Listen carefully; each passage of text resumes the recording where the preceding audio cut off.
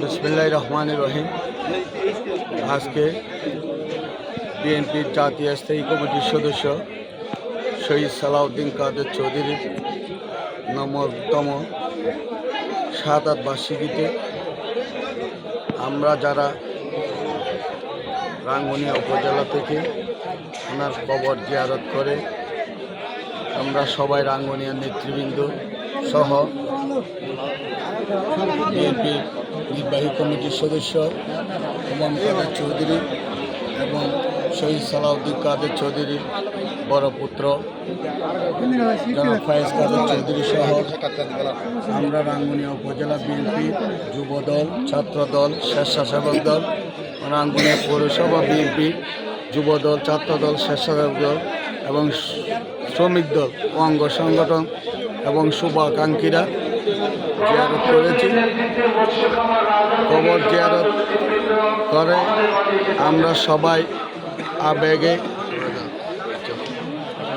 আপ্লুত হয়ে গেছি, যেহেতু দীর্ঘ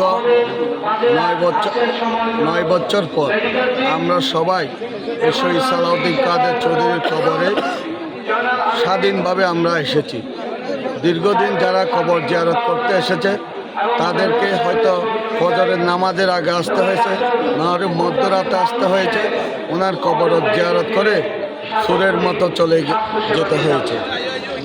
মহান রব্বুল আলামিনের কাছে আমরা শুকরিয়া জ্ঞাপন করছি যে আজকে আমরা সবাই চট্টগ্রামবাসী এবং বাংলাদেশের ইসলামী মূল্যবোধের সকল নেতৃবৃন্দরা আজকে যে স্বাধীনভাবে এসে এই কবর জিয়ারত করতে পেরেছেন, মহান রব্বুল আলামিনের কাছে শুকরিয়া জ্ঞাপন করছি।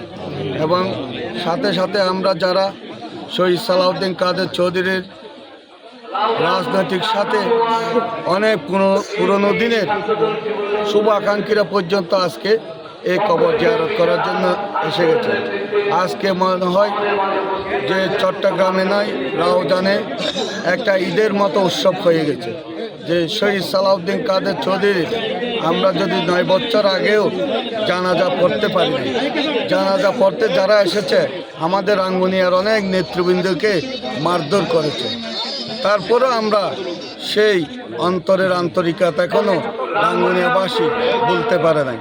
ইনশাল্লাহ আমরা আজকে ওনার কবর জিয়ারত করতে এসে আমরা সবাই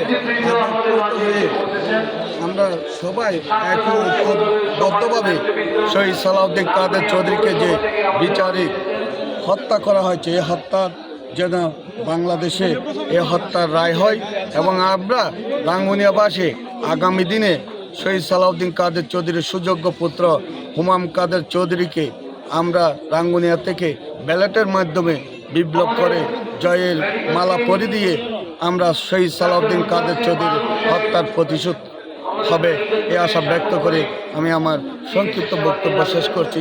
খোদা হাফেজ। বাংলাদেশ।